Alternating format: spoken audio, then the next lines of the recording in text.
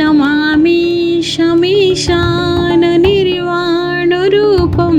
विभुव्यापकं ब्रह्मवेदस्वरूपं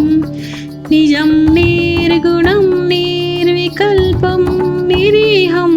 चिदाकाशमाकाशवासं भजेयम् निराकारमोकारमूलं तुरीयं गिराज्ञानगोतीर्थमीशं गिरीशं करालं महाकालकालं कृपालु गुणागारसंसारपारं नतव्यं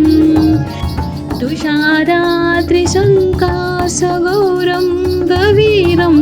मनन्तुभ्यकोटिं प्रभाश्रीशरीरं स्फुरं मौलिलोकोलिचारुगङ्गा लसङ्गलवालिन्दुकण्ठे भुजङ्गा चलङ्कुण्डलं शुभ्रनेत्रं विशालं प्रसन्नाननीलकण्ठं दयालं मृगाधीशचर्मं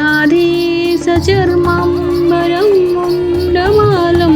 प्रियाशङ्करसर्वनाथं भजामि प्रचण्डं प्रकृष्टं प्रगल्भं परेशम् अखण्डं रजभानुकोटिप्रकाशं त्रयं शूलनिर्मूलनशूलपाणि भजेऽहं भवानी पतिभावगम्यम्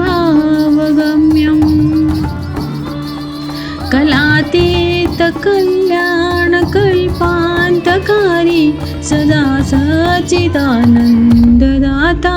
पुरारी चितानन्दसन्दोहमोहोपहारी प्रसीद प्रसीदं प्रभु मन्मथारी न यावत् उमानाथ पादारविन्दं भजनीह लोकिं परेवानराणं न तावत् सुखं शान्तिसन्तापनाशं प्रसीद प्रभु सर्वभूताधिवासं न जानामि जगजापनैव न पूजा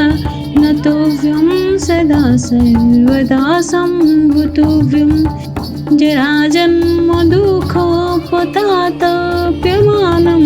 प्रभु पाहि आपन्नमामि सशम्भुम्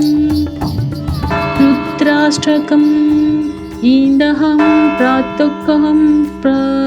पिप्रणं हर्षोत्तहे या पठेतः नरा